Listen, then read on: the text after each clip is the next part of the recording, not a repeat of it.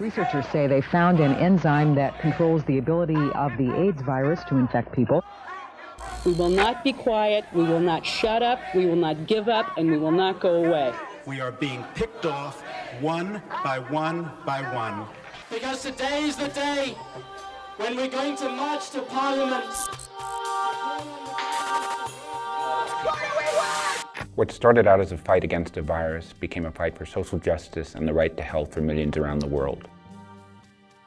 It's about holding the people in power accountable. It's people fighting for what they should have been getting all along.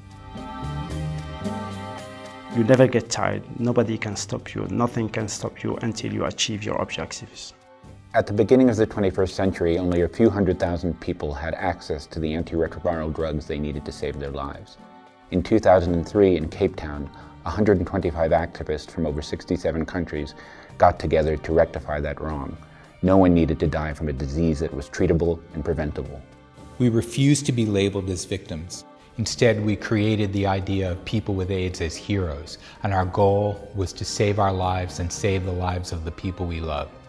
People were devastated that their friends were dying because they couldn't access the medicines that they needed to live. And ITPC really just started out of love.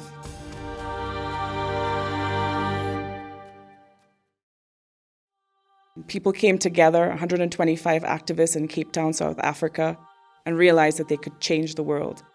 Since we began, there have been many challenges and successes along the way.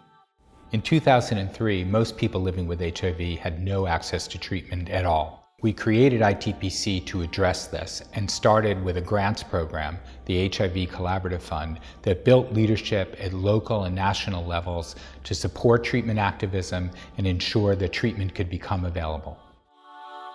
ITPC support helps include my organization, and the work that we do not only benefit our member, but throughout the country, India, and also to rest of the people living with HIV/AIDS in developing countries.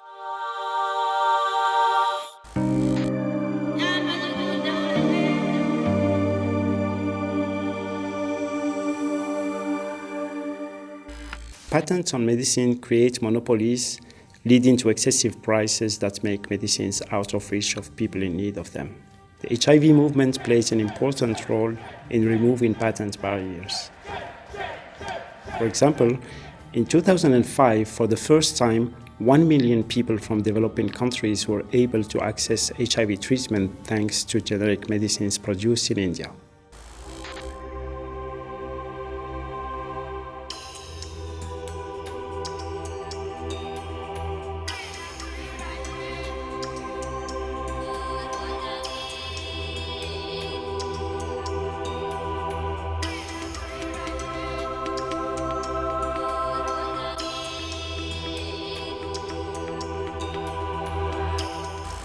In Kenya, HIV was criminalized. This affected women disproportionately because of mother-to-child transmission. In 2015, due to the pressure from HIV activists, this section of the law was declared unconstitutional. ITPC really supported us by building our capacity and training us to know our human rights.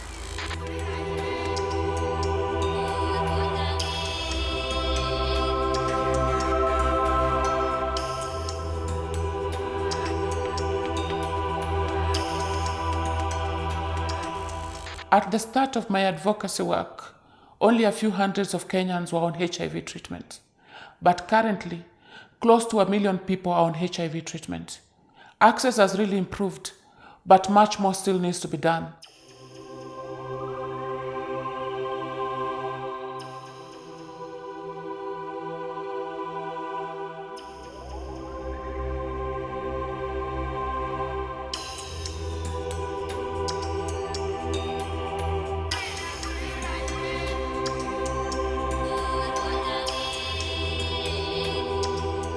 As a movement, communities have fought for cheaper prices and better medicines, but there's still so much left to be done. The world has changed, and so activism has had to change. Today, ITPC is a global activist network, a web of people across the globe working on treatment access issues. Programs like the Activist Development Program supports people no matter where they are to educate, to mobilize, and to fight for their right to health. In countries where we work, we identify key medicines that are needed by people, and we try to remove any patent barriers that can block access to generic versions of these medicines. For example, during the past 3 years, we challenged 11 patents on HIV medicines across 4 countries.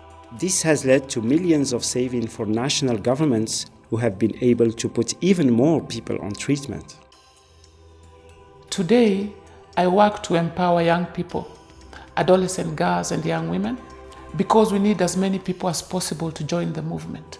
We are building the next generation of activists to continue on the work that has been achieved so far and the work that is still left to be done.